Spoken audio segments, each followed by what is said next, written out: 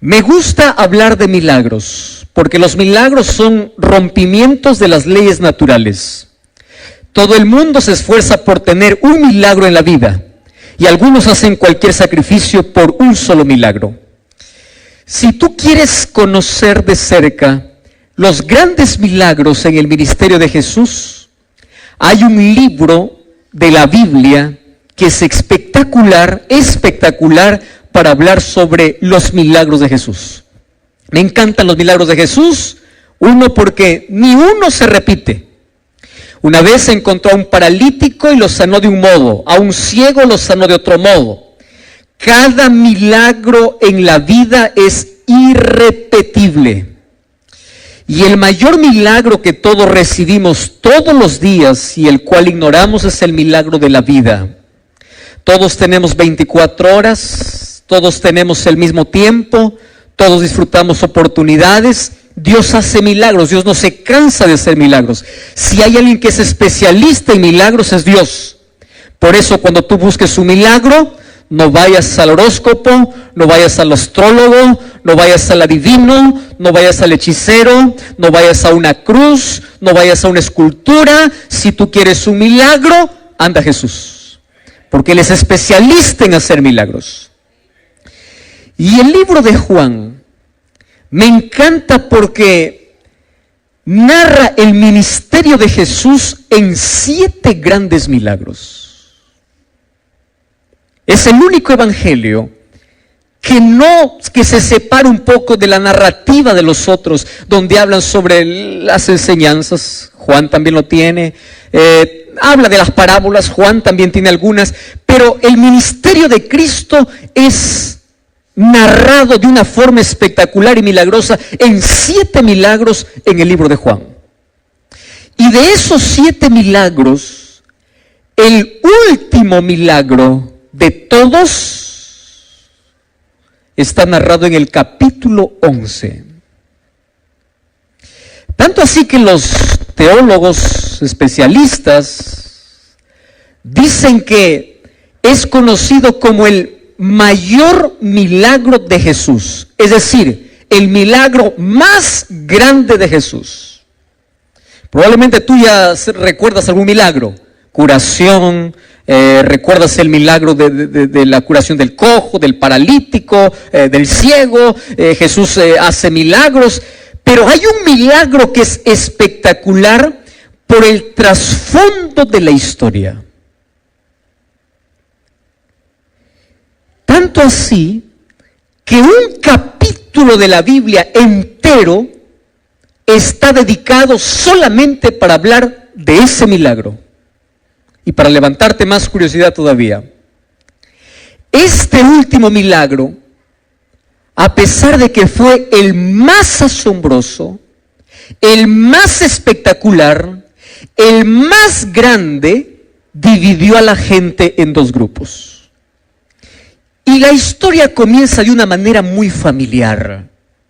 Tú sabes que el primer milagro de Jesús, narrado en Juan, lo hizo en un matrimonio, en las bodas de Caná. Y el último milagro asombroso de Jesús ocurrió también con una familia.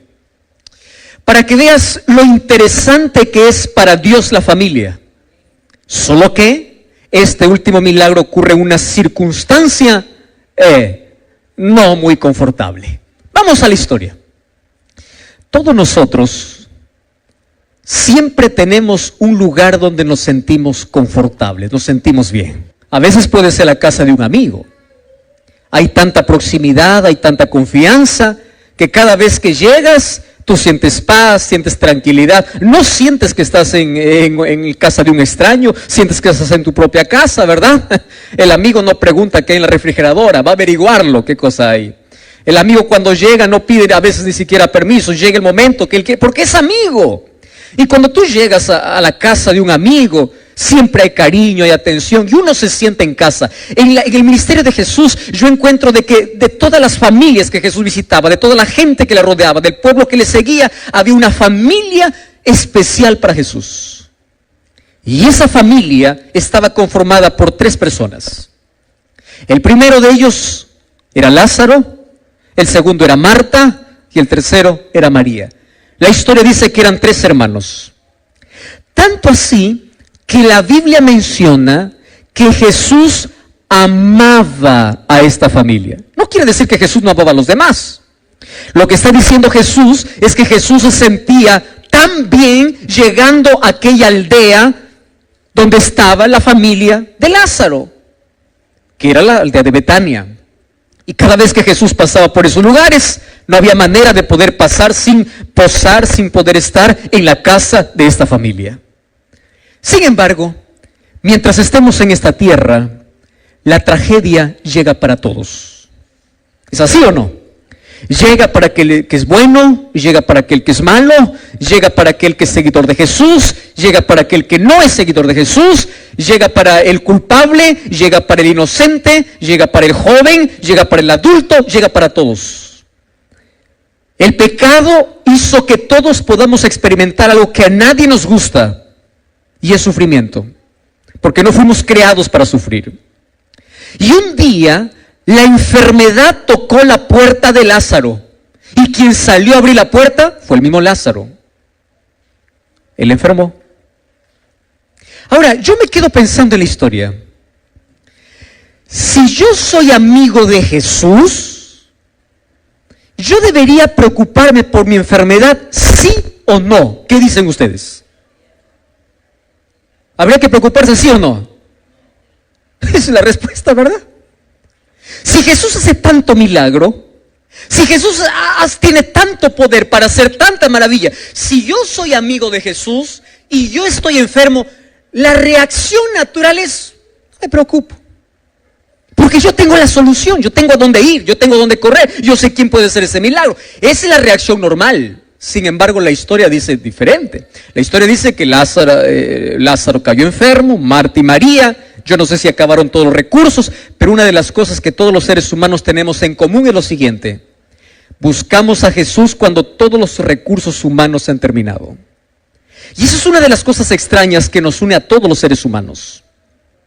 Tienes a Dios, sabes que Él es poderoso, pero cuando te viene la tragedia, cuando te viene el mal, primero solucionas con tus manos. Y cuando ya no resulta con tus manos, ahora sí te acuerdas que tienes Dios. En la mayoría por lo menos ocurre eso. No fue diferente para esta familia. Tanto así que cuando Lázaro estaba gravemente, es decir, estaba en agonía, es decir, los diagnósticos del tiempo le habían dicho, ya no hay más solución, allí esta familia envía un mensajero para Jesús y le dice así a Jesús. Ojo a lo que dice Jesús: tu amigo Lázaro, hoy vamos a leer el texto, el hombre o la familia al que tú amas está enfermo. Vamos a leer el texto. Vamos a Juan capítulo 11. Miren lo que dice, versículo 3. Juan 11:3. Dice así: mandaron las hermanas de Lázaro a decir a Jesús: Señor, está enfermo aquel a quien tú amas. Y yo quiero que guarden esta expresión en su cabeza. ¿Quién enfermó? A quien Jesús amaba. Vamos al versículo 4. Al recibir la noticia, dice Jesús, esta enfermedad no es para muerte. ¡Wow! Y dice así: es para la gloria de Dios. Guarden esa segunda expresión. La primera es el hombre a quien tú amas. Segunda expresión, gloria de Dios. Y el versículo 5 dice: Jesús amaba a Marta, a su hermana y Lázaro. No cierren todavía el capítulo. Vamos unos textos más abajo. Versículo 14. Entonces Jesús les dice a los discípulos, después de 2 días, Lázaro ha muerto. Versículo 15 dice así: y yo por esta causa me alegro. ¿Ustedes leyeron ese texto? Otra vez voy a repetir para que pueda crearnos más incógnita aún. Dice así: Lázaro ha muerto. Y Jesús dice, y por esa causa, por vuestra causa, me alegro de que yo no hubiese estado allá, para que ustedes puedan creer. Yo les dije que este sería el mayor milagro por algunos detalles. Primer enigma. ¿Por qué Dios permite el sufrimiento en los hijos a quienes Él ama? Hace algún tiempo yo recibí una de las cartas o de los mensajes más extraordinarios, bien redactado, en la página que yo tengo de Facebook. Y decía así: pastor, yo solamente quiero que me responda una sola pregunta. Una sola. ¿Por qué Dios, si es amor y si es poderoso y si Él ama tanto a sus hijos, por qué Dios no protege por lo menos solamente a sus hijos? Está bien, a aquellos que reniegan contra Dios, aquellos que dan la espalda a Dios, aquellas personas que son malas, aquellas personas que no merecen, está bien que ellos sufran consecuencias del pecado, etc. Ahora, la pregunta es, dígame, ¿por qué Dios, siendo bueno, por qué por lo menos no dice, tú eres mi hijo, ven para acá? Bueno, tú puedes sufrir un poquito, espera, pero tú no vas a sufrir, ven para acá. ¿Por qué no los protege? Y ustedes saben que una de las mayores preguntas que se ha hecho la humanidad en toda la historia tiene que ver con el sufrimiento. A tal punto que el 70% de personas que dicen que no creen en Dios, ellos un día creyeron. Pero ¿por qué dejaron de creer en Dios? Porque no encontraron respuestas a la incógnita más grande que el ser humano tiene. ¿Por qué, si Dios me ama, permite que sufra? Tú puedes conversar con alguien que dice, yo odio a Dios, Dios no existe, Dios para mí no existe. Una de las cosas que me impresiona es lo siguiente: todos venimos a este mundo trayendo la huella de Dios en nuestra conciencia. Nunca te olvides eso. Y eso significa que todos los seres humanos venimos siendo creyentes. Todos. El ateísmo, el agnosticismo y todas las creencias que tienen que ver con ir en contra de Dios son cosas que el ser humano aprende en la vida son la respuesta que el ser humano encuentra en la vida ante las mayores preguntas que tiene. Entonces, ¿qué cosa piensa el ser humano? ¿Dónde está Dios? ¿Qué hizo Dios cuando mi padre murió? ¿Dónde está Dios cuando mi hija murió en un accidente? Y es por eso que ya desde la filosofía, desde muchos años incluso antes de Cristo, hubo un hombre llamado Epicurio, que él colocó una filosofía donde desafiaba la existencia de Dios. ¿Y saben qué cosa decía? Él decía así: Dios no puede ser amor y poder al mismo tiempo. Porque si Dios es amor, ¿por qué permite el sufrimiento? Quiere decir que no tiene poder. O si Dios es poderoso como para poder impedir toda la desgracia, es que no tiene amor. Puede ser que solamente tenga poder, pero no tenga amor. O puede ser que solamente tenga amor y no tiene poder. Porque la mayor pregunta que el ser humano se hace en la vida es: ¿dónde está Dios cuando lo malo sucede? Y una de las cosas que tú debes comprender hoy es lo siguiente: el silencio de Dios en el dolor no significa ausencia de Dios. Mas, ¿cómo podemos entender el silencio? Y una de las cosas que me impresiona del texto es que Jesús demora a propósito. A propósito, recibe la noticia y le dice así: bueno, vamos a esperar todavía un poquito más, ¿no? Recibe la noticia de que Lázaro está enfermo y él se queda un poco más, solo que allí comienza a dar una explicación sobre el porqué del sufrimiento. Primero, todos los seres humanos pasamos por el sufrimiento en esta vida. No importa la creencia, no importa el credo, no importa tu proximidad. Mientras estemos en este mundo, vamos a tener que enfrentar el dolor. El problema es, ¿por qué Dios lo permite? Y Jesús comienza diciendo, yo me voy a demorar un poquito, porque Él sabía lo que iba a suceder. Y Él dice, porque esta enfermedad no es para muerte, sino ¿para qué dice? Para la gloria de Dios. Repitan esa palabra, ¿para qué dice? Esa es la parte más complicada todavía. Ahora, Jesús dice, esta enfermedad no es para muerte. Ahora la pregunta, ¿Lázaro murió, sí o no? Sí murió. ¿Y por qué Jesús dice, no es para muerte, sino es para la gloria? Queridos, aquí está la parte esencial de lo que tenemos que comprender hoy. Lo que para nosotros es muerte, para Dios puede significar otra cosa. Lo que para nosotros es tragedia, Dios lo puede transformar en bendición. Lo que para nosotros produce dolor, puede tornarse en la mayor bendición de la vida. ¿Cómo? Ahora te explico. Mas Jesús dice que esto sea para la gloria de Dios. Yo quiero que todos podamos salir a casa pensando en 4 razones por las cuales Dios permite el sufrimiento.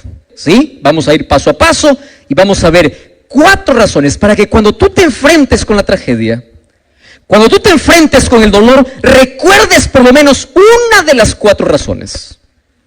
Y eso te va a dar por lo menos alguna respuesta del por qué existe tanto dolor en este mundo. Primera razón.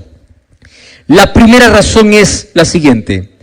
Dios nunca prometió en la Biblia que el ser humano viviría sin dolor mientras esté aquí en la tierra.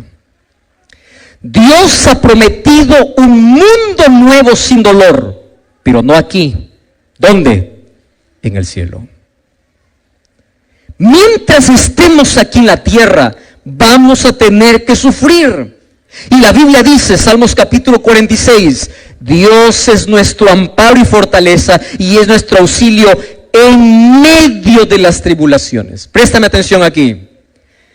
Tú vas a saber qué es auxilio de Dios cuando estés en medio.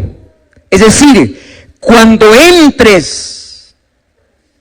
Pastor, ¿y de dónde saca esa respuesta? Fíjate, las hermanas de Lázaro no le dicen a Jesús, ven porque tú nos prometiste que cuando alguien estaba enfermo, tú ibas a aparecer. ¿Así fue el mensaje de ellas? No, porque Jesús nunca prometió eso. Ellas dicen, el hombre o Lázaro a quien tú amas, ¿a qué cosa están apelando? Al amor de Jesús, no a la promesa de Jesús. La promesa de Jesús es, yo estaré contigo en medio del dolor, pero nunca te prometió, yo te libraré para que jamás entres en el dolor. Y aquí voy a hacer un pequeño paréntesis.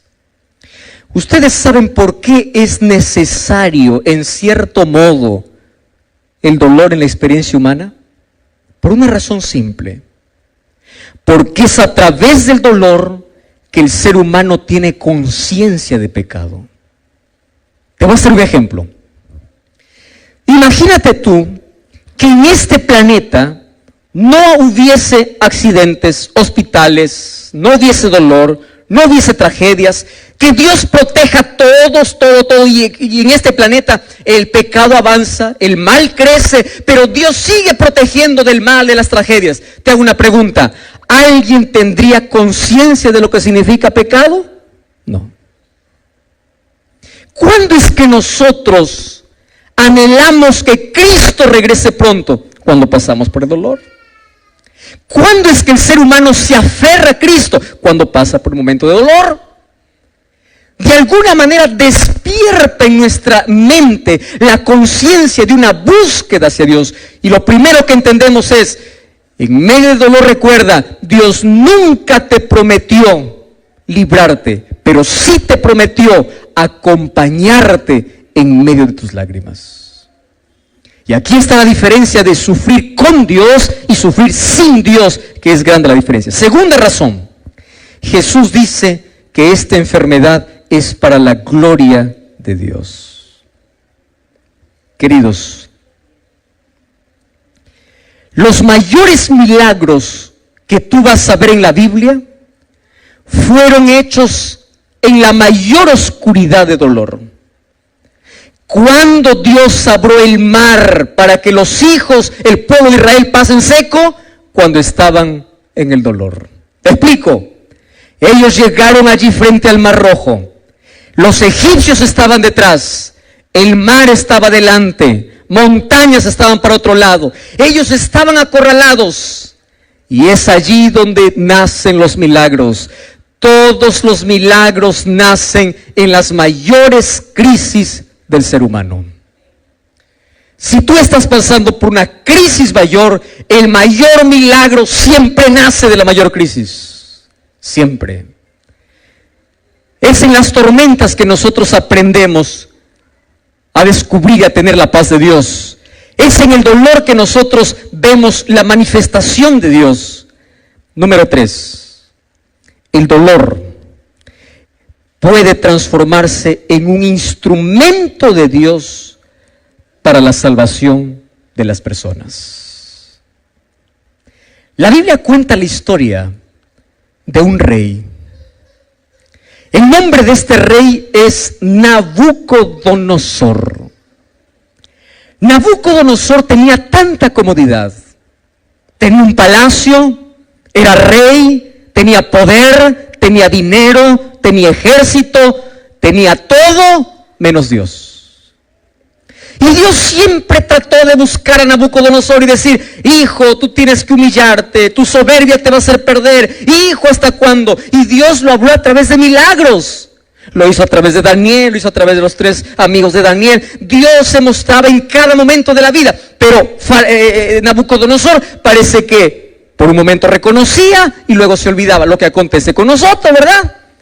Alguien dice: pastor, ¿puedo orar? Claro, puedo orar. Y Dios hace el milagro, y después que ocurre el milagro, tú te olvidas. Entonces Nabucodonosor empezó en ese juego con Dios. Hasta que un día, una enfermedad llamada licantropía clínica, lo que hoy los médicos lo llaman, lo llevó a una degeneración o a una enfermedad mental que le obligó a dejar el palacio e irse a vivir con las bestias del campo. Ahora préstame atención aquí. Mientras estaba en el palacio, no reconoce a Dios. Mientras estaba en la pradera, levantó los ojos y reconoció a Dios. Aquello que el ser humano no aprende en la prosperidad, ¿sabes dónde lo aprende? En la adversidad. Lo que el ser humano no aprende en la prosperidad, lo aprende en la adversidad. Hace algún tiempo visité a una de los hermanas de iglesia en un hospital. Cuando yo me acerqué, ella estaba en cáncer terminal, fase 3. Cuando yo llegué para poder hablar con ella, una de las cosas que hacemos los pastores es siempre repetir promesas. Una de las cosas que hacemos es orar, pedir un milagro de Dios. Mas cuando yo me acerqué a ella, me dice: pastor, qué bueno que me has visitado. Y antes de que usted pueda orar, pueda abrir la Biblia, pueda hacer lo que... Y ella me dijo una de las verdades que todos los seres humanos nos cuesta entender en la vida. Ella me dice así: mire, pastor, cuando yo no tenía cáncer, yo jugaba con Dios. Iba a la iglesia, no tenía comunión. Era una cristiana de un día a la semana. Tenía una doble vida. Cuando yo no tenía cáncer, tenía conciencia de Dios. Pero si yo hubiese muerto sin el cáncer, yo estuviera perdida. Y después me dice: y gracias a Dios por el cáncer, porque cuando el cáncer tocó mi vida, usted no sabe con qué intensidad yo busco a Dios. Usted no sabe cómo me aferro a Dios. Cuando yo no tenía cáncer, Todos los días abría los ojos y yo pensaba que la vida era un derecho que tenía que recibir de Dios porque Dios estaba obligado a darme la vida. Pero ahora que tengo cáncer y sé que voy a morir, cada día que despierto, digo, gracias Señor, porque un día más es un milagro. Y sabe una cosa, pastor, yo agradezco a Dios por el cáncer, porque si hoy muero con este cáncer, yo estoy preparada, porque sé que cuando Jesús venga voy a resucitar. ¿Cómo es que una tragedia de la vida puede convertirse en la mayor bendición para el ser humano? Escúchame lo que voy a decirte ahora. Porque a veces el sufrimiento es el micrófono de Dios para decirte, yo te amo. Aquello que nosotros no escuchamos cuando Jesús susurra. Aquello que nosotros no escuchamos cuando Jesús nos habla. El micrófono y el parlante que Dios usa para decirte, te estoy perdiendo y no te quiero perdido, yo te quiero aquí, es el sufrimiento. Miles de personas en este mundo levantaron los ojos al cielo en las mayores crisis de la vida. Cuando perdieron todo, cuando creyeron que ya no tenían más nada en la vida y vieron de que era Dios lo único que tenían. Y es allí donde se aferraron del brazo poderoso de Dios. Yo te hago una pregunta. ¿Qué harías tú? Escúchame aquí. Si tú eres padre o eres madre, ¿qué harías tú si tú supieras que mañana tu hijo o tu hija, cuando sale de la casa, nunca más va a regresar porque un carro le va a atropellar? ¿Qué harías tú para evitar su muerte? Dime lo que harías. ¿No te pararías en la puerta en la mañana? ¿No le suplicarías y le dijeras, por favor no salgas? ¿No te cobrarías en medio para decir, yo no te dejo salir? ¿No levantarías la voz para decir, yo soy tu padre, yo soy tu madre, no quiero dejarte salir? ¿Cuál sería el último recurso que tú usarías para evitar la muerte de tu hijo? El castigo. El último recurso, por amor. A veces Dios usa el sufrimiento para decirte, hijo, prefiero verte sin una pierna aquí que no verte en el cielo.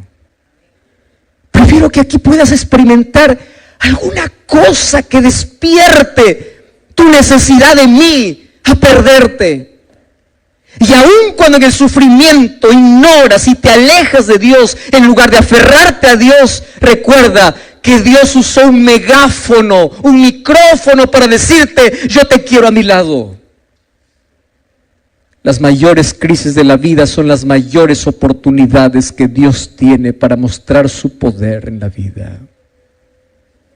Y Dios puede revertir cualquier situación, porque Él está dispuesto a hacer milagros. Yo te dije que había 4 razones, y voy a la última razón. ¿Sabes cuál es la 4ª razón? Dios permite el sufrimiento, porque el sufrimiento es el único medio que algunos entienden para pulir su carácter. Te voy a explicar así. En la Biblia, yo encuentro a un hombre grande al cual yo admiro mucho y se llama Pablo. El gran predicador, el mayor evangelista que Dios ya tuvo en el Nuevo Testamento. Un hombre usado por Dios. Un día, cuando yo voy al libro de 2 de Corintios, fíjate lo que dice 2 de Corintios, capítulo 12, versículo 7. Mira lo que dice aquí. 2 de Corintios 12, 7. Dice así: y para que no me ensoberbezca con la grandeza de las revelaciones, Dios me puso una espina en la carne, un mensajero de Satanás, para que me abofetee a fin de que yo no me exalte. Versículo 8. Por esta causa he pedido 3 veces a Dios que quite esa espina de mi carne. Pero Él me dice, bástate mi gracia, porque mi poder se perfecciona en la debilidad. De buena voluntad, Él dice, yo me gloriaré en el dolor. Yo tendré satisfacción en el dolor, porque es la única manera que yo puedo experimentar en mi vida el poder de Cristo. Escúchame aquí. A veces Dios usa el dolor para pulir nuestro carácter y ser más semejantes a Él. ¿Por qué Dios no le quitó el dolor de la vida de uno de los mayores apóstoles que tuvo la iglesia? Porque Dios sabía que si le quitaba, Él perdería el poder de Dios. ¿Sabes cuándo tenemos más poder? Cuando aprendemos a depender de Dios. ¿Y sabes cuándo aprendemos a depender de Dios? Cuando la noche llega a nuestra vida. Yo escuché hace algún tiempo una ilustración muy interesante. El dolor es como el fuego para pulir el carácter. Y él decía así: existen dos tipos de personas en este mundo. Unos que son como el oro y otros que son como madera seca. Ayúdame aquí. Cuando pones la madera seca en el fuego, ¿qué sucede con la madera? Se hace ceniza. Y cuando tú colocas el oro en el fuego, ¿qué cosa hace? Brilla. Algunos cuando pasan por el fuego, su fe se hace cenizas. Y otros cuando pasan por el fuego de la vida, empiezan a depender más de Dios. Y Pablo entendió de que la debilidad, el dolor, es un instrumento que Dios tiene aquí. No porque Él se deleite en que nosotros suframos, sino porque es la manera como a veces consigue que nosotros permanezcamos siempre en su presencia. Y es por eso que cuando estaba en la cárcel, cuando las espaldas sangraban, ¿sabes qué cosa hacía Pablo? Pablo cantaba. Cuando él estaba en una cárcel, escribió una carta a los filipenses y dijo: regocijaos en el Señor. ¿Sabe de dónde lo escribió? Desde la cárcel, porque él aprendió que en medio del dolor el cristiano tiene esperanza. El cristiano tiene paz. Que ni una lágrima puede caer de tus ojos en la mayor tragedia de la vida sin que tengas paz en el corazón. Y el mayor regalo que los seres humanos podemos alcanzar en esta tierra es tener paz, no cuando pasa la tormenta, sino paz en medio de la tormenta. El mayor milagro que Dios hace probablemente no sea quitar el cáncer que tú tienes. El mayor milagro que Dios hace probablemente no sea darte el empleo que tú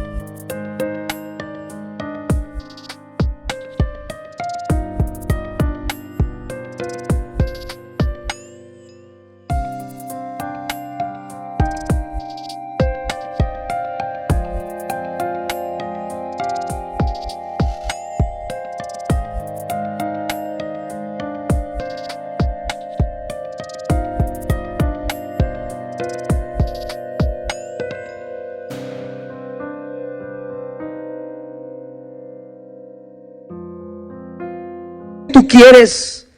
Pero el mayor milagro que Dios hace es darte la fortaleza, la fe, la confianza para que puedas ver las provisiones que Dios tiene para tu vida.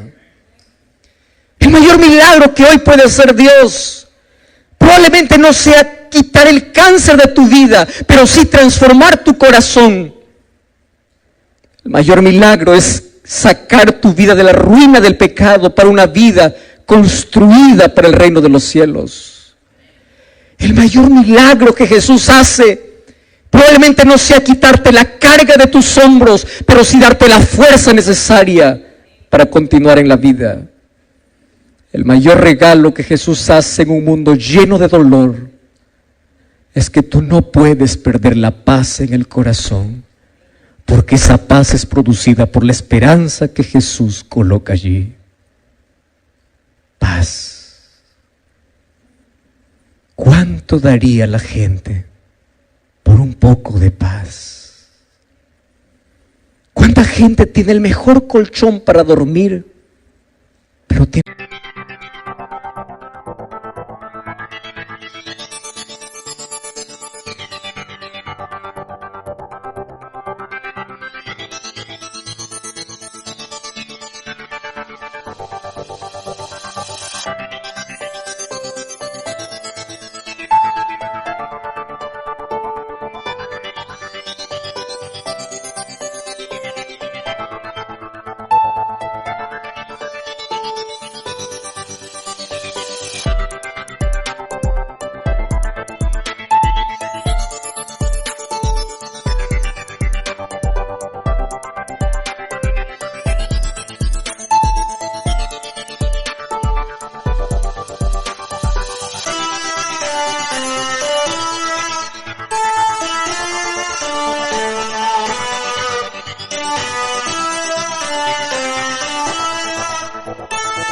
noches enteras de insomnio?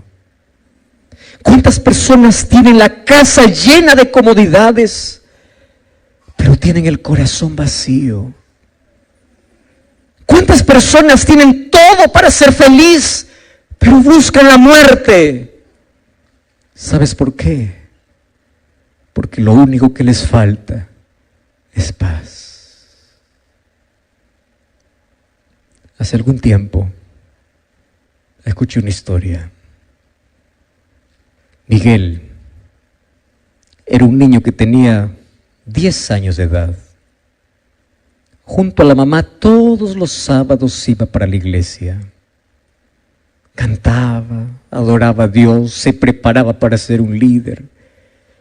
Solo que el papá de Miguel nunca quiso acompañar a su hijo y a su esposa a la iglesia.